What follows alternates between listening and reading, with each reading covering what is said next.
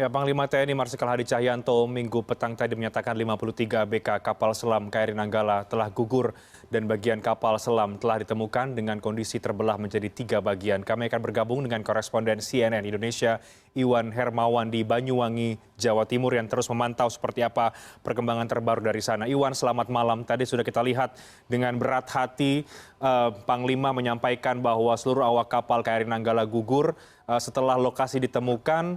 Apa fokus pencarian saat ini terhadap KRI Nanggala, Iwan?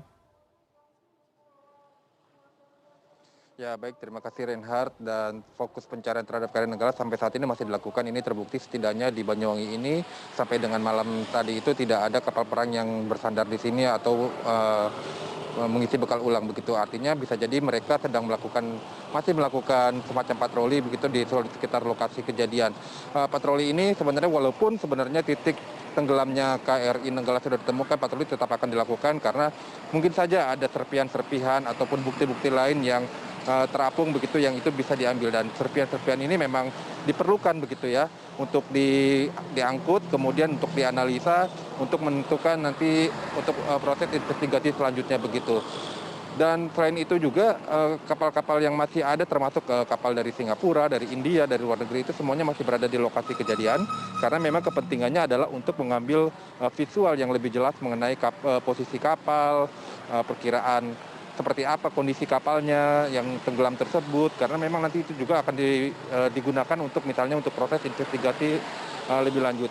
Dan itu pun misalnya digunakan juga untuk menentukan langkah selanjutnya untuk melakukan evakuasi misalnya seperti itu, karena posisi kapal itu juga menentukan evakuasi seperti apa nantinya yang lebih cocok untuk dilakukan seperti itu, Reinhardt. Baik, Iwan, sejauh ini yang Anda himpun informasinya apa-apa saja atau seperti apa kemudian temuan-temuan dari tim berkaitan dengan baik badan kapal atau kemudian serpihan-serpihan yang mulai muncul ke permukaan itu apa dan seperti apa saja penjelasannya, Iwan?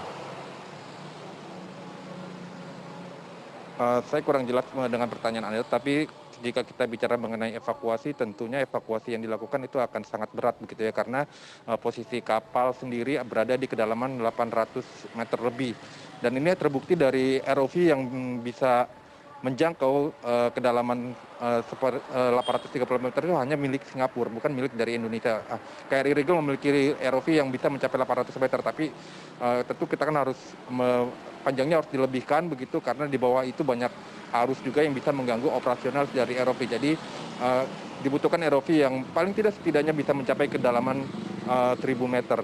Dan untuk evakuasinya sendiri memang disebutkan ada beberapa cara. Yang pertama tentunya ada dengan cara balon begitu, tapi dengan kedalaman mencapai 800 meter memasang balon, kemudian balon itu diisi udara, kemudian harapannya bisa mengangkat si kapal selam itu. Tapi dengan metode ini di kedalaman 800 meter tentu akan sangat sulit karena pertama pemasangannya sendiri sangat sulit, dan yang kedua akan ada arus bawah air yang akan mengganggu jalannya balon itu ketika misalnya sedang terangkat ke permukaan begitu ya. Jadi cara yang kedua adalah dengan cara memasang sling atau memasang tali baja ke badan-badan kapal yang akan diangkat begitu.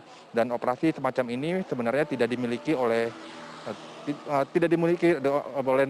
angkatan laut negara maju sekalipun. Jadi hanya beberapa saja yang memiliki, yang setahu saya pun itu hanya ada satu negara, itu pun perusahaan swasta sebenarnya, bukan dari milik pemerintah, perusahaan swasta yang memang mengkhususkan diri untuk mengangkut barang-barang ataupun benda-benda besar dari bawah laut, yaitu yang ada di Austria seperti itu. Karena perusahaan ini memang telah mengangkat kapal selam milik Rusia yang pernah tenggelam pada beberapa waktu yang lalu. Dan memang operasi seperti ini memang sangat mahal. Ini terbukti banyak kapal selam yang tenggelam kemudian memang tidak diangkut ke permukaan karena memang biayanya sangat besar dan memakan waktu, sekaligus resikonya pun sangat tinggi, Reinhardt. Baik, jadi ada sejumlah skenario evakuasi tapi ada tantangan besar ya jika kemudian skenario untuk mengangkut badan kapal ini dilakukan. Terima kasih Iwan Hermawan untuk laporan Anda langsung dari Banyuwangi, Jawa Timur.